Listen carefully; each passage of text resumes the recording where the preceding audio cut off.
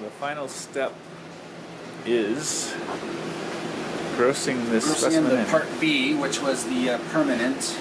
Part A was the frozen section sample that we just did. Actually, we'll defrost or melt down the Part A and put that in formalin as well. So ultimately we had 3 specimens, 1 FNA and 1 frozen and 1 permanent. And an intraoperative FNA. And intraoperative FNA. We did everything we don't normally do in one day here. Which is awesome. And it was successful due to a team effort, so. I mean, it's, and good communication from ENT. Anyways, and it looks like the potential primary is the base of tongue area, but we'll figure all that when we look at everything.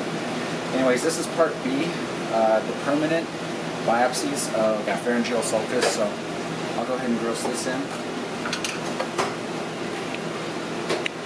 So the gauze strip, you got to make sure that there's no tissue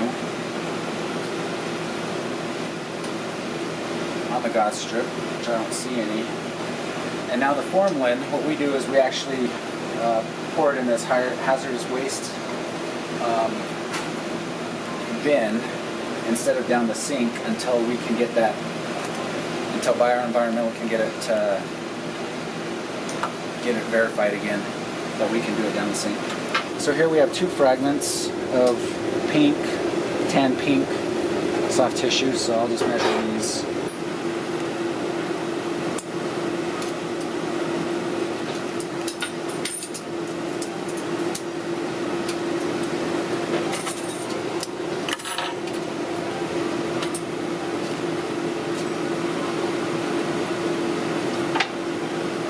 Alright, so that was B. I'll just melt down Part A and put that also in a cassette and put it in melting the block. So this is how we melt the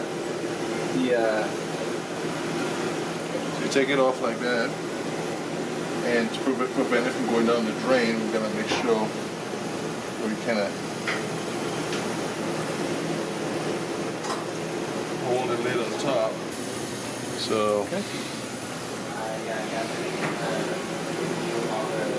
there it is on the sponge. This is the remnant after what's been left over from Yeah. the frozen section. Yeah. So let me give you this. So there should be 3 pieces there. You got probably how to use the forceps to kind of separate it out. okay.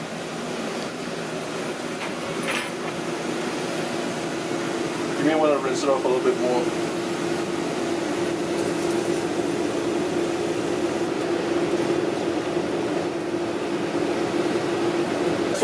So since we have, we already got the measurements before we did the frozen. There's measurements on that sheet. Yeah, then I don't need to measure them now. I'll just go ahead and put them into the cassette.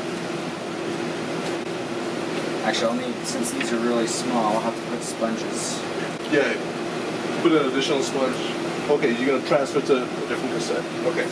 Yes. Okay. Oh, okay. Is it pre-labeled? Yeah, this one's already labeled, so I'll just...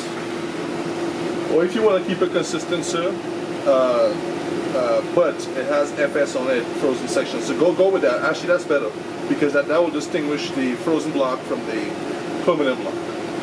So it makes sense to do it that way. Yeah, let me rinse this out a little bit more. Part A, received fresh and resubmitted in formalin,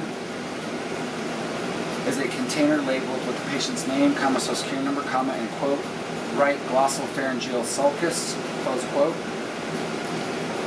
Our 3 tan pink soft tissue fragments measuring an aggregate of 0.6 by 0.6 by 0.5 centimeters, period, ET, 1 block, comma, 3 pieces, period.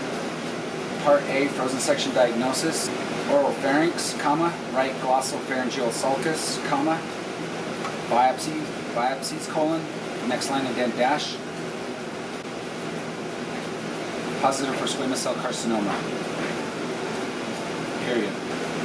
Time in, 14:25 hours, time out, 14:39 hours, period. So here we can see, actually, I'm going to show you the pap stain.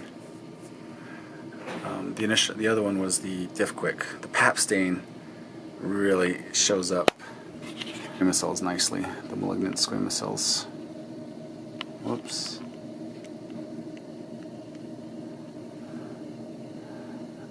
There we go. So yeah, you can see some of the tadpole appearing malignant cells. So I'm signing this out as positive for malignant cells, consistent with squamous cell carcinoma.